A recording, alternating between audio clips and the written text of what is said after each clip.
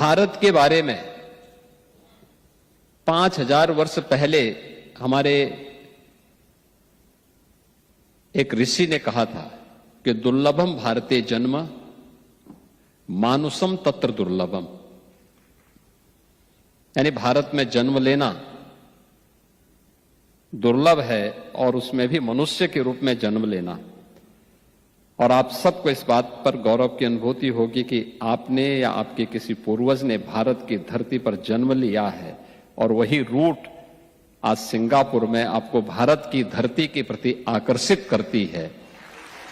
सचमुच ये हर भारतीय के लिए गौरव का विषय होना चाहिए। माता और मातृभूमि का कर्ज व्यक्ति के ऊपर हमेशा बना रहता है और ये हम सब भारतीयों का संस्कार भी है।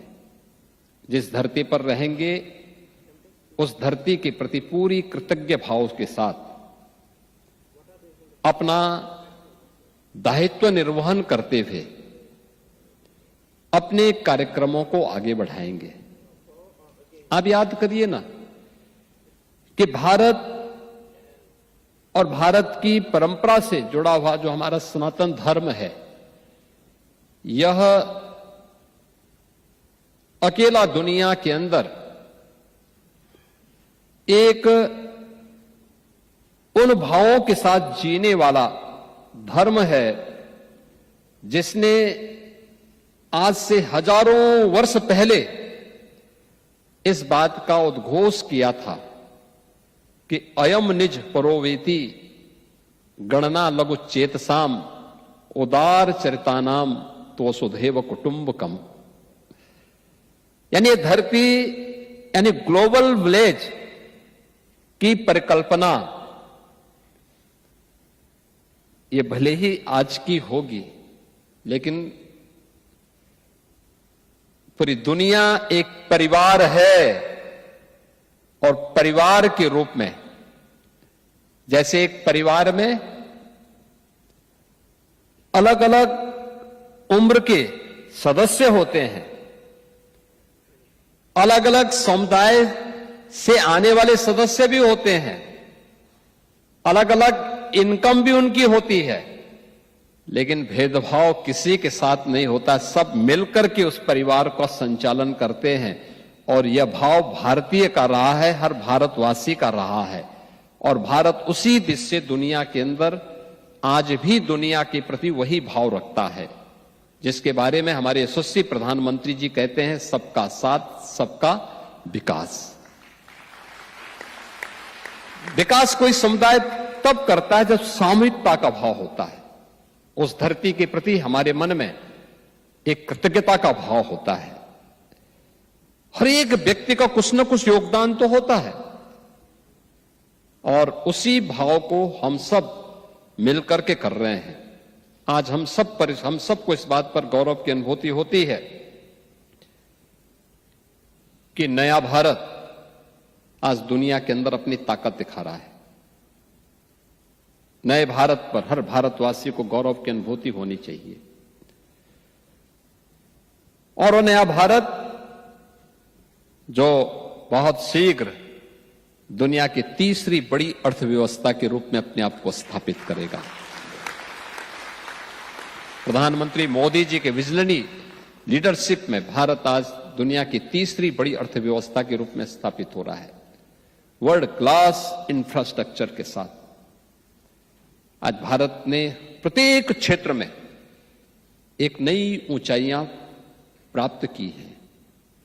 कोई सोच सकता है आज से पहले 11 वर्ष पहले कोई भारत के बारे में सोचता था कि क्या भारत डिजिटल इंडिया की बात करेगा? क्या भारत स्टार्टअप इकोसिस्टम के बारे में कोई चर्चा को आगे बढ़ाएगा? क्या भारत स्टैंड अप कल्चर को आगे बढ़ा पाएगा?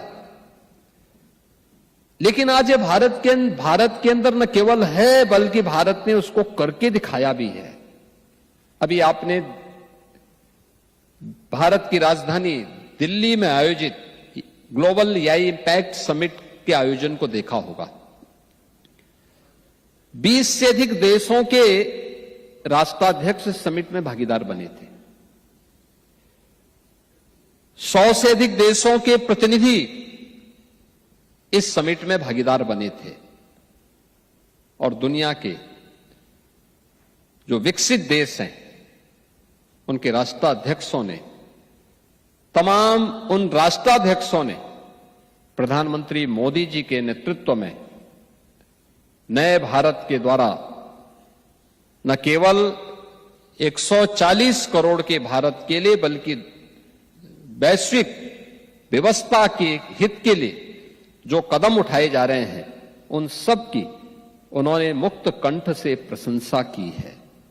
सबने भारत के प्रधानमंत्री मोदी जी के डिजिटल इंडिया विजन के प्रति सबने उसकी ताकत को महसूस किया है। कितना बड़ा प्रभाव पड़ता है। भारत की सबसे बड़ी आबादी का राज्य है उत्तर प्रदेश। उत्तर प्रदेश आज से 9 वर्ष पहले क्या था? अव्यवस्था की स्थिति थी। दंगे, असुरक्षा, अव्यवस्था, अराजकता, ये वहां की पहचान बन गई थी। और पिछले 9 वर्ष के अंदर प्रधानमंत्री मोदी जी के विजनरी लीडरशिप में आज आपने देखा होगा उत्तर प्रदेश जो भारत की आत्मा का प्रदेश है, आज वह उत्तर प्रदेश उस विजन को जमीनी धरातल पर उतार रहा है। विरासत और विकास का एक अद्भुत संगम वहां देखने को आपको मिलता होगा। अयोध्या में जब हम श्री राम जन्मभूमि पर भगवान श्री राम के भव्य राम मंदिर के निर्माण की बात करते हैं तो केवल राम मंदिर नहीं, ये भारत की मर्यादा का एहसास भी हर भारतवासी को कराता है।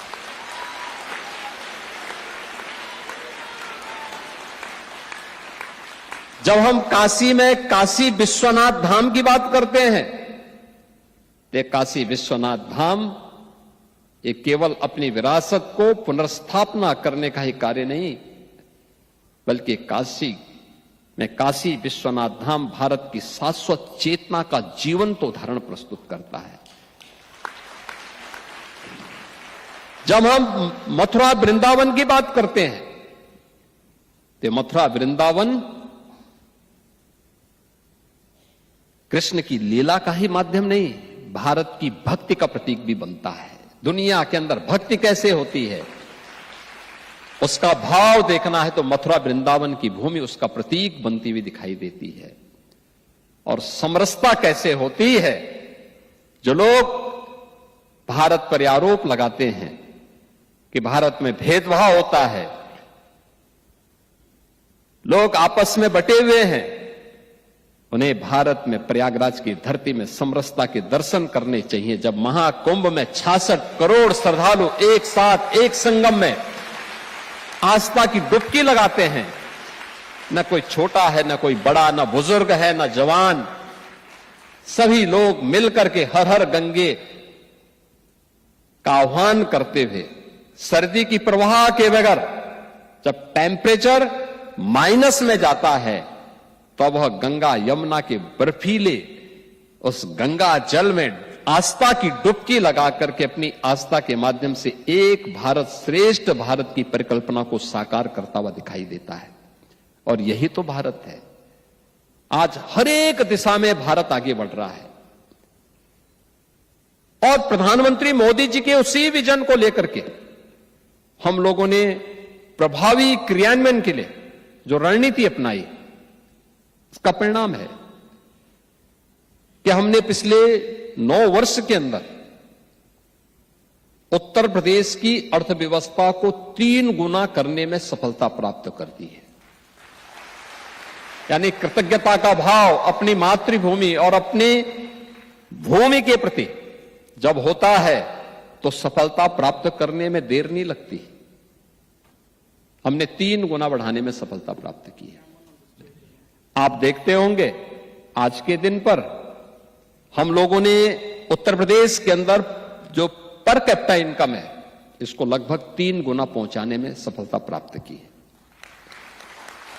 उत्तर प्रदेश के बारे में जो आज से 9 वर्ष पहले लोग बीमारू राज्य के रूप में कहते थे, बिहार, मध्य प्रदेश, राजस्थान और उत्तर प्रदेश को मिलाकर के, उत्तर भारत के इन 4 राज्यों को मिलाकर के, जो वर्तमान में 6 राज्य के रूप में हैं, जिसमें उत्तराखंड भी और झारखंड भी और छत्तीसगढ़ भी, ये 7 राज्य इसके साथ जुड़े हुए हैं। इनको एक बीमारू राज्य की श्रेणी में ला करके एक बड़ी आबादी को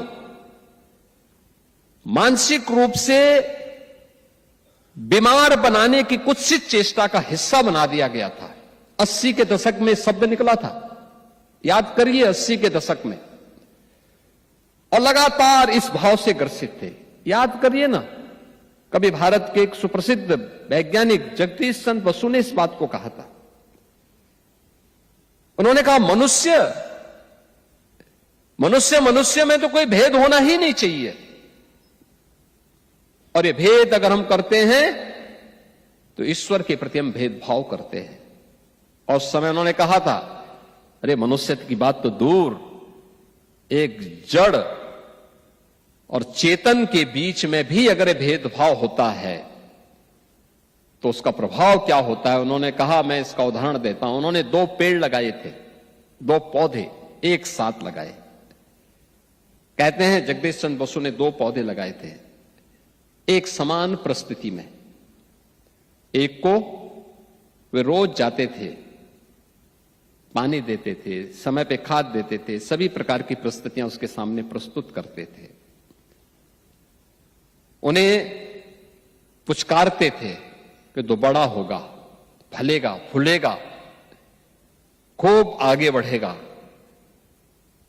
तेरे आगे की पीढ़ियां बढ़ेंगी। और दूसरे पेड़ को भी परिस्थिति तो वही देते थे, उसको पानी देते थे, खाद देते थे, सभी वही परिस्थिति जो पहले वाले पेड़ को दे रहे हैं, लेकिन उसको कोसते थे तो बड़ा नहीं हो पाएगा, तो मर जाएगा, तो बीमार है, तो निकम्मा है, तो कुछ नहीं कर पाएगा।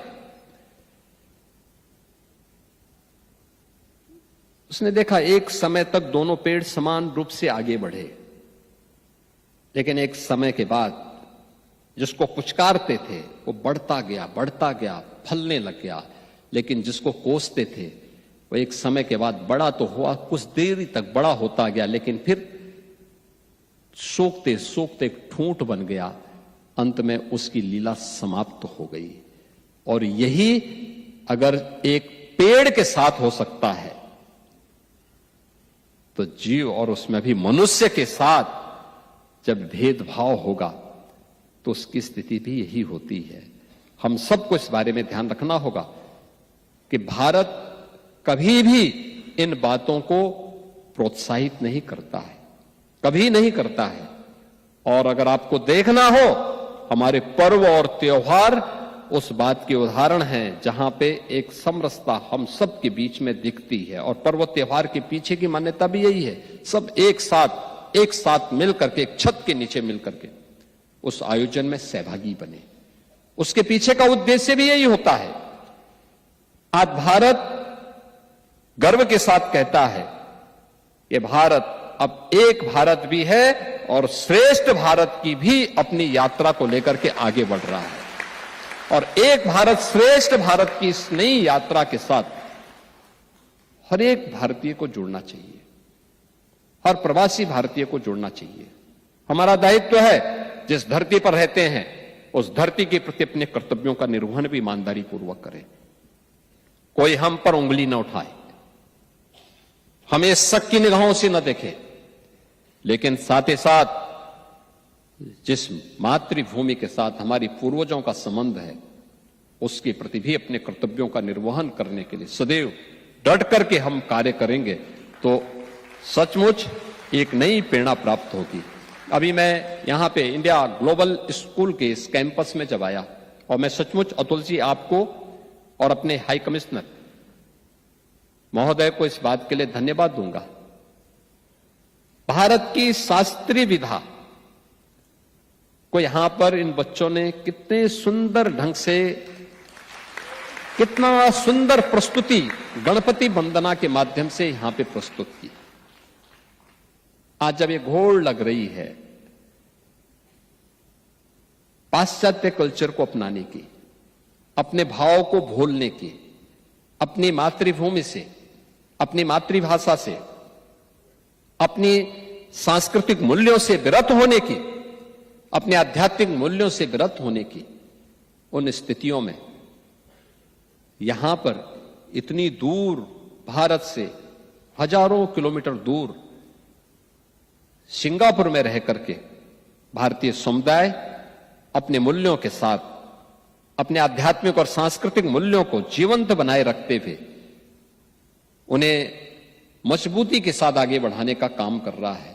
और इंडिया ग्लोबल स्कूल की जो चेन है मजबूती के साथ आगे बढ़ रही है। अब अतुल जी लखनऊ में भी अपना इन्वेस्टमेंट करना चाह रहे हैं।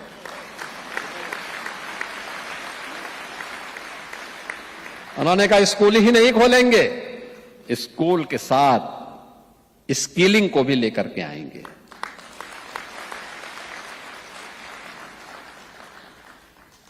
और उस स्किलिंग का एक नया सेंटर नई सोच के अनुरूप, याद करिए ना, दुनिया जब कोविड के कालखंड में त्रस्त थी तब मोदी जी भारत को लीड करते हुए कोविड से भी लड़ रहे थे और भारत को विजन के रूप में उन्होंने एक नई कार्य संस्कृति को आगे बढ़ाते हुए उस समय नेशनल एजुकेशन पॉलिसी 2020 भारत के अंदर लागू की थी। आज उसके परिणाम दिखाई दे रहे हैं। परंपरागत कैरिकुलम के साथ ही, उस कैरिकुलम के साथ ही भारत अपस्किलिंग के लिए भी कार्य करेगा। स्कूली पीरियड से ये सारे कार्यक्रम एक साथ चलेंगे। आज जो सफलतापूर्वक लागू हुए हैं, निरंतर आगे बढ़ रहे हैं, और मुझे अच्छा लगा इतना शानदार कैंपस इंडिया ग्लोबल स्कूल का यहां पर देखने को मिला है। दुनिया के 11 देशों में 65 ऐसे कैंपस अतुल जी के प्रयासों से, उनकी टीम के प्रयासों से अब प्रारंभ होकर के उनकी इस ताकत का, जिसमें न केवल वहां के स्थानीय जो वहां के एजुकेशनल सिस्टम है उसको तो अपनाया ही गया है, लेकिन मुझे अच्छा लगा कि यहां का ये कैंपस भारत के सीबीएसई बोर्ड के पाठ्यक्रम को भी यहां पे यहां के बच्चों को पढ़ाने का काम करता है। एक नई दिशा में हम आगे बढ़े हैं और हम सबको इस दिशा में आगे बढ़ना चाहिए। मैं आज के इस अवसर पर आप सबको इस बारे में अवगत कराऊंगा। उत्तर प्रदेश ने अब आधुनिक इंफ्रास्ट्रक्चर के साथ ही आज की जो आधुनिक टेक्नोलॉजी है उसके एक नए हब के रूप में अपने आप को स्थापित करने में सफलता प्राप्त की है। आज भारत के अंदर एक्सप्रेसवे का 55% एक्सप्रेसवे उत्तर प्रदेश के पास है। भारत का रेल का सबसे बड़ा नेटवर्क उत्तर प्रदेश के पास है। भारत के अंदर सबसे ज्यादा सिटी में मेट्रो पब्लिक ट्रांसपोर्ट की सेवा उत्तर प्रदेश के पास है। और भारत के अंदर सबसे ज्यादा एयरपोर्ट भी आज उत्तर प्रदेश के पास है। और अभी अगले ही महीने प्रधानमंत्री मोदी जी के कर कमलों से उत्तर प्रदेश का नोएडा इंटरनेशनल एयरपोर्ट जेवर, ये जो भारत का सबसे बड़ा एयरपोर्ट बनने जा रहा है, उसका उद्घाटन भी प्रधानमंत्री मोदी जी के कर कमलों से होने जा रहा है। यह न केवल पैसेंजर के लिए बल्कि कार्गो के भी सबसे बड़े केंद्र के रूप में उभरेगा। बहुत बड़ा सेंटर बन रहा है, उसको हम आगे बढ़ा रहे हैं। भारत के मोबाइल फोन के 55% मैन्युफैक्चरिंग उत्तर प्रदेश के अंदर हो रही है आज के दिन पे, और इलेक्ट्रॉनिक कंपोनेंट का 60% मैन्युफैक्चरिंग यूपी के अंदर हो रहा है। अब वह दंगों वाला यूपी नहीं है। अब उत्तर प्रदेश के अंदर न कर्फ्यू है न दंगा है, अब यूपी में सब चंगा है।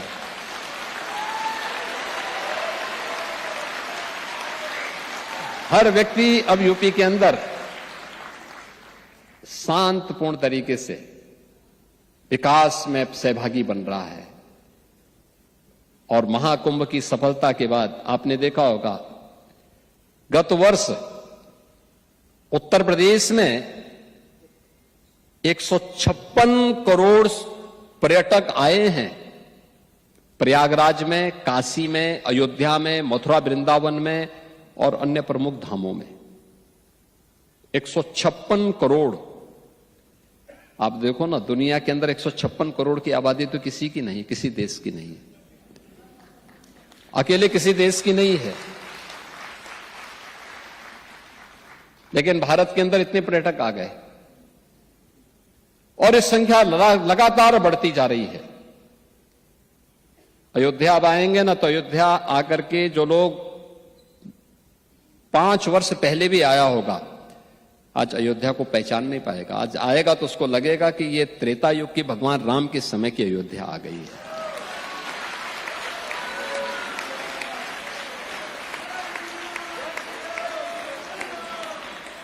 आप काशी में अब आएंगे तो काशी फिर से आपको देवादिदेव महादेव किस अनुभूति का एहसास करा देगा। हर हर महादेव की गूंज वहां दिखाई देती है। ये काशी उस रूप में आपको देखने को मिलेगी। मथुरा वृंदावन हो, प्रयागराज हो, बौद्ध परिपथ हो, या फिर जैन सर्किट, बौद्ध तीर्थ स्थल, सूफी परंपरा से जुड़े हुए स्थल, ये सभी मजबूती के साथ यूपी की एक नई पहचान को आगे बढ़ा रहे हैं। या फिर देश के स्वतंत्रता आंदोलन के दौरान वे ऐतिहासिक कार्यक्रम, उन सबको भी हम आगे बढ़ा रहे हैं। इतना इन्वेस्टमेंट यूपी के अंदर वर्तमान में, हम फिल्म सिटी भी बना रहे हैं, मेडिकल डिवाइस पार्क बना रहे हैं, फार्मा पार्क बना रहे हैं, अपैरल पार्क बना रहे हैं। अभी 3 दिन पहले आपने देखा होगा, सेमीकंडक्टर की यूनिट ये यूपी के अंदर स्थापित हो रही है। और यही नहीं, कल आपने देखा होगा भारत की पहली रैपिड रेल और मेट्रो मेरठ के अंदर 7वीं सिटी के अंदर कल हम लोगों ने प्रधानमंत्री जी के करकमलों से मेट्रो का संचालन भी करवाया है। भारत के अंदर डिफेंस मैन्युफैक्चरिंग कॉरिडोर भी यूपी के अंदर स्थापित हुआ है। हमारे 6 नोड विकसित हो रहे हैं और ऑपरेशन सिंदूर के अंदर जो ब्रह्मोस मिसाइल दागी गई थी ना, वो लखनऊ की ही है।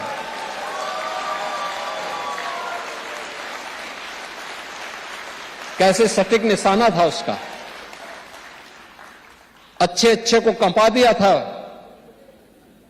और वह भी लखनऊ के अंदर, अब वह मिसाइल लखनऊ में बन रही है।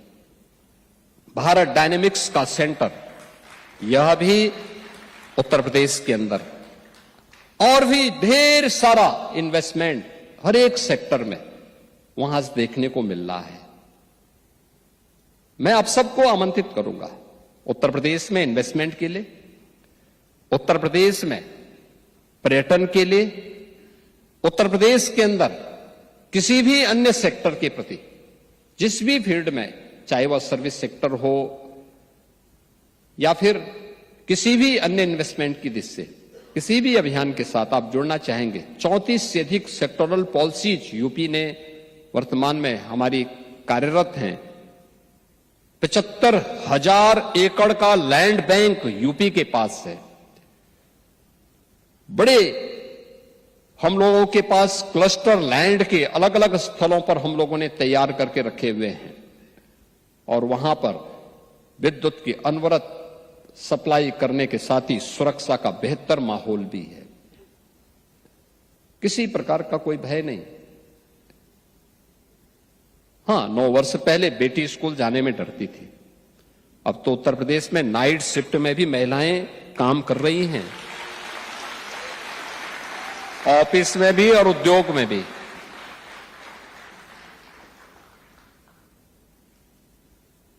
ये सभी कार्य लगातार प्रधानमंत्री मोदी जी के विजनरी लीडरशिप में यूपी ने अचीव किए हैं। और इसीलिए मुझे अवसर मिला तो यद्यपि आज सुबह ही हम 6 बजे पहुंचे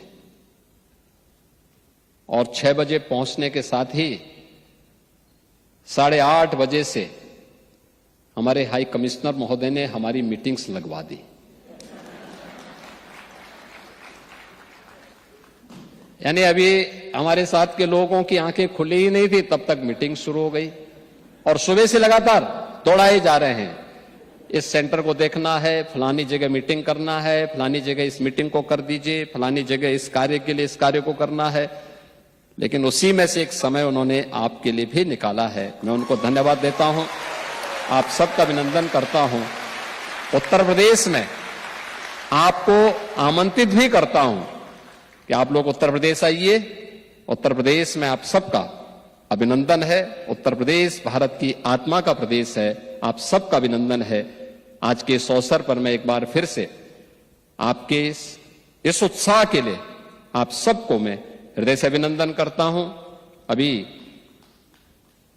अगले माह के प्रारंभ में ही होली आ रही है, होली की शुभकामनाएं भी आप सबको मैं देता हूं।